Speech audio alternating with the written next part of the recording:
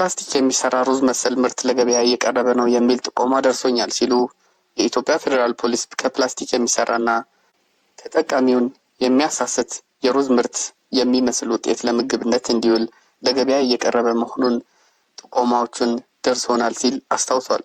በ2017 ግማሽ ዓመት 3.5 ቢሊዮን ብር የሚገመት የገቢ ወጪ ኮንትሮባንድ ዕቃዎች መያዙንም በመጠቆም ተመሳስሎ ከሚሰራ የሩዝ አይነት ምርት በተጨማሪ ሌሎች የምግብና መድኃኒት ምርቶች እንደሚገኙበትም ገልጸዋል። በተጨማሪም ወንጀሎች እየረቀቀ መሆኑን የሚያሳዩ መረጃዎች እየደረሱ መሆኑን የገለጸው ተቋሙ ህብረተሰቡ ተመሳሳይ ምግብና መድኃኒቶች ላይ የሚያየውን ችግር ለፖሊስ እንዲጠቁም አሳስበዋል።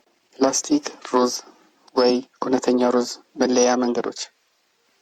ሩዝ ለምግብ ከሚውሉ ምግብ አይነቶች ውስጥ አንዱ ነው። በዓለም ላይ ካሉ ህዝቦች ውስጥ ግማሽ ያሉን ሩዝ እንደሚመገቡ ጥናቶች ያሳያሉ። በተለይ የኤዥያን ሀገራት የቀን ተቀን የተለመደ ምግባቸው ሩዝ ነው። ሩዝ ሁለት አይነት አለ። የፕላስቲክ ሩዝ እና እውነተኛ ሩዝ ይባላሉ። የፕላስቲክ ሩዝ ከእውነተኛ ሩዝ በምን መለየት እንችላለን? ወይም ትክክለኛ ሩዝ በምን ማወቅ እንችላለን?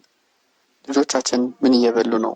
በዓለም ደረጃ የፕላስቲክ ሩዝ እየተመረተ ከንጹህ ሩዝ እየተቀላቀለም ለብቻም እየታሸገ ለመሰራት ላይ ይገኛል።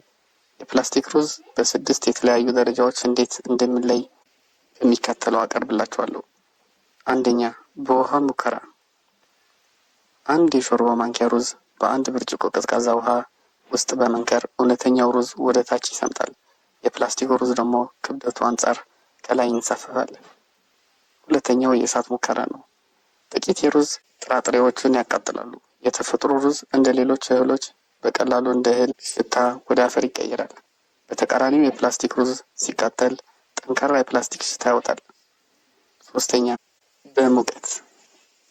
በሙቀታማ ቦታ ውስጥ ይተውት እና የተፈጥሮ ሩዝ የኦርጋኒክ ተፈጥሮን የሚያመለክት ሸጋታን ይፈጥራል። አራተኛ፣ የሙቅ ዘይት ሙከራ።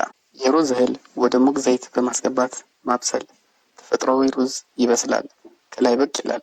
የፕላስቲክ ሩዝ ደግሞ ቀልጦ የሚጣበቅ ቅሬት ይፈጥራል።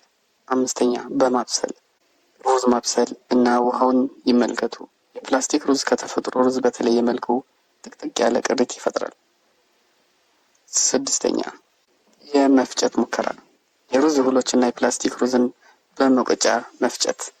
የተፈጥሮ ሩዝ ወደ ዱቄትነት ይለወጣል። የፕላስቲክ ሩዝ በቀላሉ አይፈጭም፣ የተለየ ቅሪት ሊተው ይችላል። የፕላስቲክ ሩዝን መመገብ ፕላስቲኩ አንጀታችን ላይ ሌየር በመፍጠር የምግብ መፈጨትን ሂደት ዳይጀስቲቭ ሲስተም ሊያስተጓጉል እንደሚችል ጥናቶች ያሳያሉ።